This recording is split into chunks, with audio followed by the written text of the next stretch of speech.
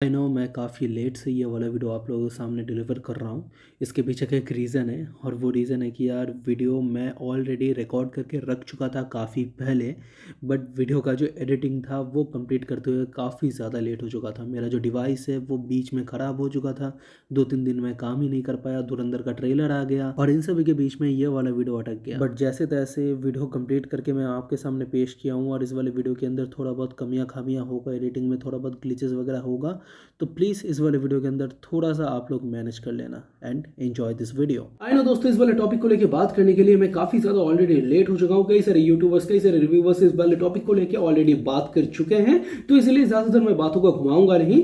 हाल फिलहाल में हमारे सामने SSMB 29 की ऑफिशियल नाम के साथ अनाउंसमेंट हमारे सामने रिवील हो चुका है, जहां पे राजा मौली और साथ ही में महेश बाबू की ये जो SSMB 29 मोस्ट एंटिसिपेटेड प्रोजेक्ट है, इसका ऑफिशियल नाम वाराणसी नाम के साथ हमारे सामने रिवील कर दिया गया है।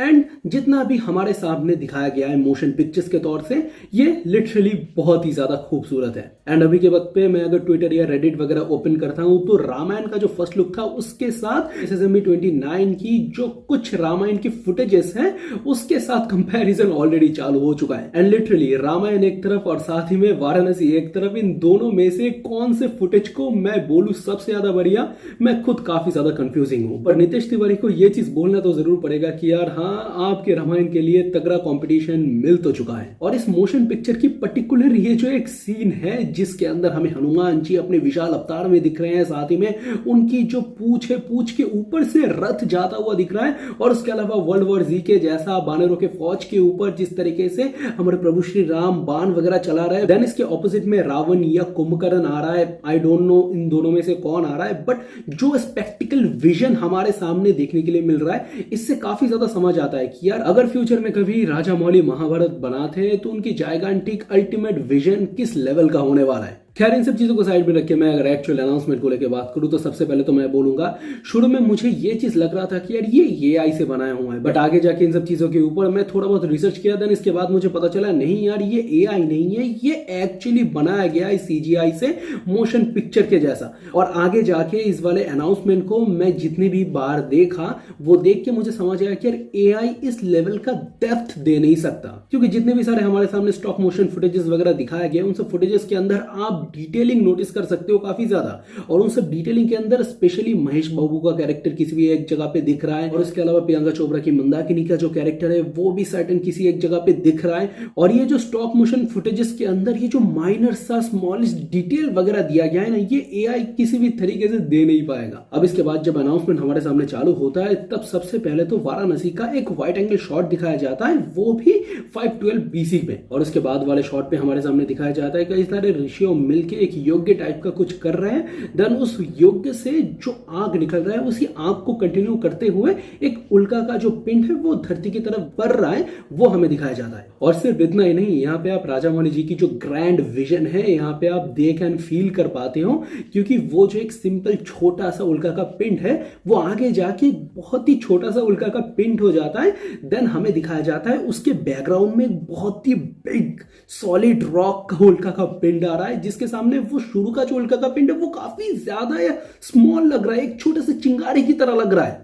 तो आप सोच सकते हो उनके विजन कितना ज्यादा बिग वाइल्ड है। एंड आगे जाके हमारे सामने दिखाया जाता है वो जो कई सारे उल्का का पिंड है उनमें से एक उल्का का पिंड एक आइस एज वाले जगह पे गिर रहा है, और उस आइस एज वाले जगह के अंदर एक बर्फ का ढेर टाइप का ऐसे चूड़ा के जैसा बना हुआ है, और उसके ऊपर लोग वगैरह चढ़ने की कोशिश कर रहे हैं, और कुछ लोग हैं वहां से गिर भी जा रहे हैं। और यही सिंपल जो छोटे छोटे डिटेल इसको ही लेके मैं शुरू में बोल रहा था AI राइट नाउ ये दे नहीं सकता, इसे कोई ध्यान से बैठ के बनाया है। देन यही सिंगल टेक के साथ पूरी की पूरी चीजें जब फ्लिप होता है तब हमें पता चलता है वही आइसेज वाले जगह के अंदर जो एक चूड़ा टाइप का आइसेज का जगह था, पानी के नीचे उस चूड़े का एक बहुत ही बड़ा हिस्सा बर्फ में जमा हुआ है, और जो हिस्सा जमा हुआ है उसके अंदर एक शिप टाइप का है, और वो शिप आप बहुत ही अगर ध्यान से देखोगे तो वो 3 भागों में टूट चुका है। देन इसके बाद आता है अफ्रीका का एक बहुत ही ब्यूटीफुल सा शॉट, और मैं बता रहा हूँ यार इस वाले शॉट को मैं स्क्रीनशॉट दे के इसके इमेज को इनहेंस करके मैं मेरी PC का वॉलपेपर लगाने वाला हूँ। यार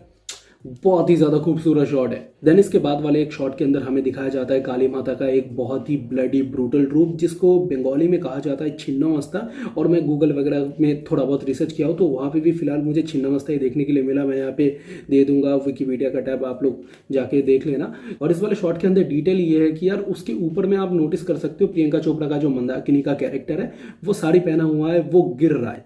और उसके साइड वाले एक रॉक के अंदर आप लोग देख सकते हो, रॉक के साइड में जहाँ पे महेश बाबू का कैरेक्टर है वो उसे जंप करके पकड़ने की कोशिश कर रहा है। आई नो इस वाले शॉट के साथ ये जो दोनों कैरेक्टर है ये ब्लेंड हो नहीं रहा, बट मुझे लगता है कि यार ये किसी एक अलग जगह का शॉट होगा जिसको इस वाले पर्टिकुलर शॉट के साथ ब्लेंड करने की कोशिश किया गया है। मूवी के अंदर कोई ना कोई जगह होगा जहाँ पे प्रियंका चोपड़ा का जो मंदाकिनी का कैरेक्टर है वो गिर रहा होगा, जहाँ पे महेश बाबू का जो कैरेक्टर है वो उसे पकड़ रहा होगा। देन इसके बाद आता है इस पूरे के पूरे अनाउंसमेंट की ओवर हाईलाइटेड शॉट, जहाँ पे हमारे सामने रामायण के वक्त की जो लंका के अंदर हुआ जो फाइट बैटल है वो दिखाया जाता है। और टू बी ऑनेस्ट दोस्तों मैं कहूँ यार, जब मैं पहली बार देखा ना इस पर्टिकुलर शॉट को, मैं पहली बार तो मेरा दिमाग प्रोसेस ही नहीं कर पाया। मैं सोच रहा हूँ कि यार कितने सारी चीजें, कितने सारे कैरेक्टर्स इस एक पर्टिकुलर फ्रेम के ऊपर है। इस एक पर्टिकुलर फ्रेम को लेकर पता नहीं कितने सारे वीडियोस बना दिया जा सकता है। मतलब आप खुद देखो, सबसे पहले तो क्या हनुमान जी को दिखाया जा रहा है जहाँ पे उनकी जाइगांटिक बिग जो रूप है वो तो दिखाया जा रहा है। देन उसके साइड में उनका जो पूंछ है, उस पूंछ के ऊपर एक रथ चलता हुआ दिखाया जा रहा है।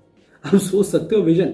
देन उसके ऑपोजिट में जो वर्ल्ड वॉर जी की तरह मैं बोला था, उसी तरीके से वानर सेना के ऊपर प्रभु श्री राम जो है वो ब्रह्मास्त्र चला रहा है। बट उनके ऑपोजिट में जो वो बिग रूप है, मैं ठीक तरीके से फिगर आउट नहीं कर पा रहा है कि यार वो क्या रावण है या वो कुंभकर्ण है। अब ये जो भी क्यों ना हो, बट ये फ्रेम यार बहुत ही ज्यादा खूबसूरत है। अब इन सब चीजों के एंड में महेश बाबू के कैरेक्टर को हमारे सामने पूरी तरीके से रिवील किया जाता है, और उन्हें रिवील भी किया जाता है भगवान शिव की तरह। वो जिस तरीके से आ रहे अपने हाथ में त्रिशूल को पकड़े हुए, वो नंदी के ऊपर चढ़ के वो वाकई में भगवान शिव की रेप्लिका को दर्शा रहा है। और दोस्तों टू बी ऑनेस्ट मैं बोलना चाहता हूँ, आई डोंट नो कि यार आप लोग क्या सोचोगे। मैं शुरू से इस वाले चैनल पे ऑनेस्ट रहा हूँ मेरे काम को लेके, तो उसी ऑनेस्टी के साथ मैं बोलना चाहूँगा पूरी की पूरी जितनी भी सारी अनाउंसमेंट के अंदर चीज़ें दिखाया गया वो अच्छा लगा मुझे। बट एंड में जाके महेश बाबू को जिस तरीके से हमारे सामने दिखाया गया वो मुझे कुछ खास जमा नहीं। हालांकि इसका मतलब ये नहीं है कि यार राजा मौली जी की जो विजन है उसके ऊपर मुझे डाउट है, वो डाउट बिल्कुल ही नहीं है।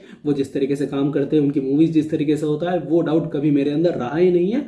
बट ये थोड़ा और बेटर हो सकता था, मुझे पर्सनली ये लगता है। मेरा कोई हेट नहीं है, ना एक्टर की तरफ ना डायरेक्टर की तरफ, कुछ भी नहीं। बट एज अ फैन सिर्फ मैं मेरी ऑनेस्टी को आप लोगों के सामने रख रहा हूँ। बाकी मैं जानना चाहूँगा आपके क्या ओपिनियन है, नीचे कमेंट सेक्शन में अपना ओपिनियन छोड़ते हुए जाना। और इन सब चीज़ों के अलावा आपको अगर ये वाला वीडियो अच्छा लगा है तो लाइक कमेंट और साथ ही में सब्सक्राइब भी करके जरूर जाना। और इन सभी के साथ देखते रहिए मेन वर्सेस टॉप। मिलते हैं एक और नए वीडियो पे। Bye bye.